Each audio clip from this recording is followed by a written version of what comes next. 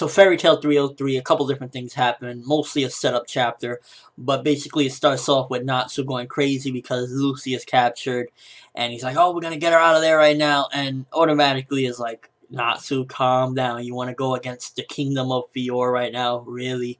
And Makarov even tells him, pipe down for a second, and squashes him with his arm. Kind of funny stuff there. And then we move on to a couple different things. First of all, we see Lucy is doing some hard time in the slammer along with Yukino, and Yukino tells her her story and why she wants to change history, basically because her sister was killed by some Zeref worshippers and whatnot, and if it wasn't for Zeref, then her sister would still be alive. And automatically that leads me to believe that Lucy might more, because right now Lucy is confused whether or not she believes in the, not believes in it because it's real, but like is for or against using the time machine and whatnot to travel back in time. And I think hearing Yukino's story is going to make her more want to do it because she'll think, I could save both my parents.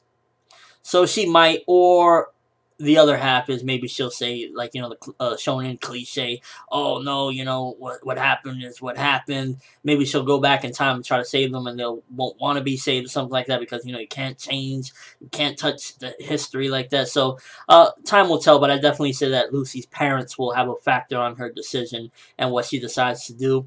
The tournament commences. We see Fairy Tail coming out beastly as ever with Erza in the front looking beast, but Natsu isn't there.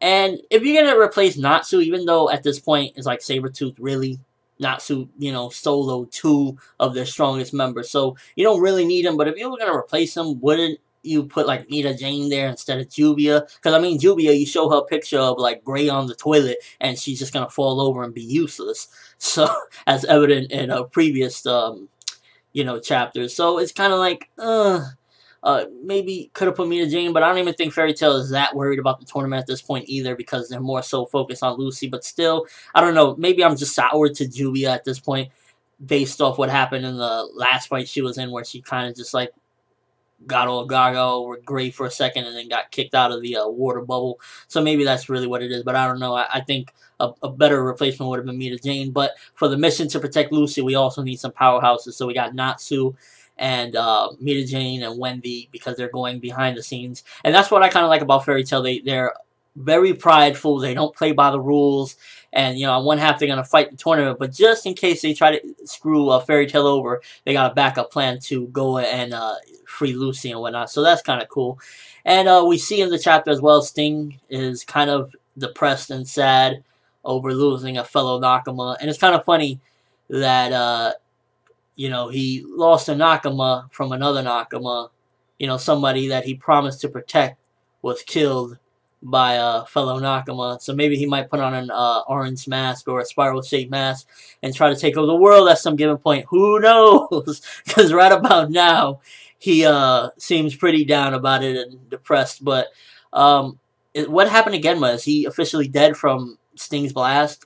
I kind of want to know that. I don't think he's dead. He's probably just really badly injured.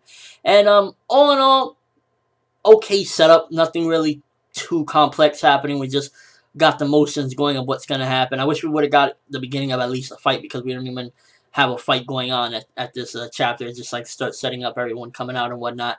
And yeah, it was just a setup, really nothing too complex or anything. So can't wait to see what's going to happen, who's going to fight who. And it also made sense to not have Natsu in this match. I don't want to forget that because he just like, what, 6-7 chapters ago owned Sting and Rogue. Why would we have a rematch so soon? So it was good that Natsu was replaced as well. I give Hero a thumbs up for that. And all in all, just, I guess, funny chapter for me personally. I just was laughing at some of the stuff. The Lucy stuff was kind of serious with Yukino's backstory, so I wasn't laughing at that particular part. But, like, I don't know, maybe it's just me, but the way Sting is down about a cat is almost as if he lost a loved one or something like that. Well, I guess that was a loved one to him, but I don't know, it's just a pussy cat. But then again, a certain other person lost a pussy cat and went crazy. Yeah, I'm going to stop rambling. That's all I have for this quick review. Thanks for watching. Hope you enjoyed. Thumbs up if you can't wait to see Fairy Tail kick some ass. I really want to see Erza versus Minervia and see Erza chop her down to size because we know Erza is the boss. And what do you guys think also? One thing that's been dwelling on my mind at this particular point, is Natsu and Erza equal in strength? Is Erza still stronger than her? Because now it looks like Erza's the leader, but if Natsu would have come out, I imagine he probably would have came out in the front as like the leader. So is Erza stronger than Natsu? Is she stronger than Loxus as well? Is she like the strongest non-leader in Fairy Tail besides Makarab and I guess Guild Arts as well? Or, you know, what's your take on that? But again, that's all I have on ForneverWorld, and as always, people, have an awesome day.